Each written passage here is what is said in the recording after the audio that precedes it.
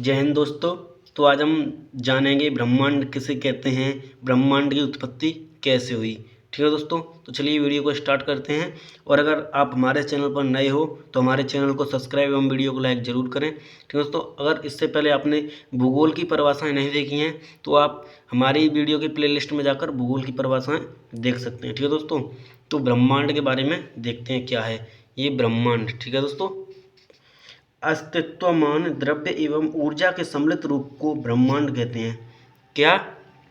अस्तित्वमान द्रव्य एवं ऊर्जा के सम्मिलित रूप को ब्रह्मांड कहते हैं। ठीक है दोस्तों, आपको ये ब्रह्मांड की परिभाषा लिखनी है। अगर आप दूसरे शब्दों में चाहें, दूसरे शब्दों में सूक्ष्मतम अणुओं से लेकर महाकाय आकाशगंगाओं को गैलेक्सीज बोलते हैं तक के सम्मिलित स्वरूप को ब्रह्मांड कहा जाता है। ठीक है दोस्तों, ब्रह्मांड की उत्पत्ति से संबंधित प्रमुख सिद्धांत निम्न हैं।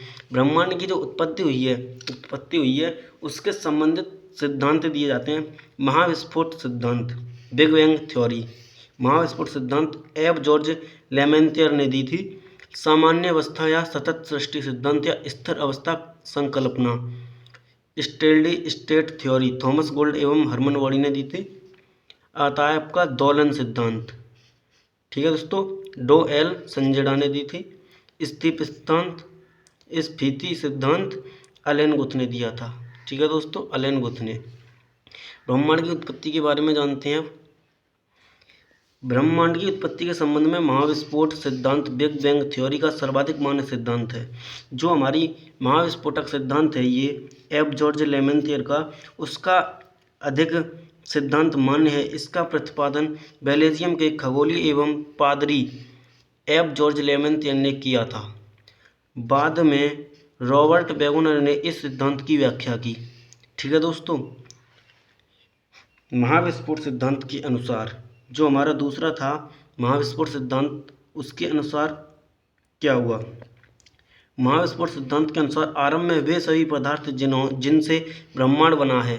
क्या? आरंभ में वे सभी पदार्थ जिनसे ब्रह्मांड बना है। ठीक है दोस्तों, ब्रह्मांड बना है अति छोटे गोलक एकाकी परमाणु के रूप में एक ही स्थान पर स्थित था, जिनका आयतन अत्यधिक सूक्ष्म एवं तापमान तथा घनत्व अनंत था।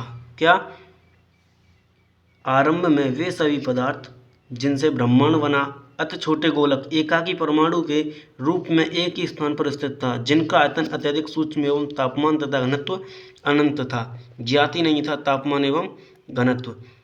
ठीक है दोस्तों, दूसरा है आपका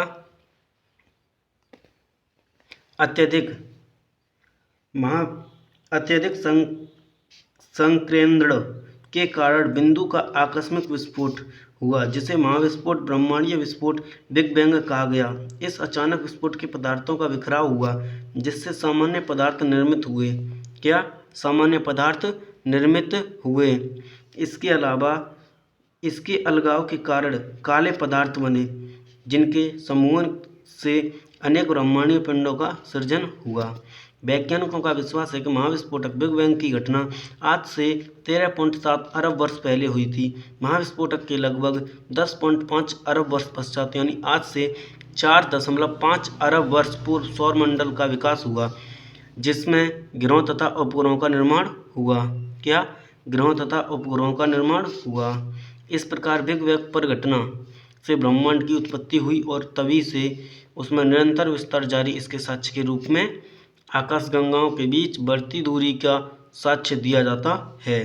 दोस्तों, नासा ने, अमेरिका की कंपनी नासा ने 2001 ईस्वी में MAP माइक्रोवेव एनोस्ट्रोपी प्रोब नामक अनुसंधान में इसकी पुष्टि की। ठीक है दोस्तों, इसकी पुष्टि की।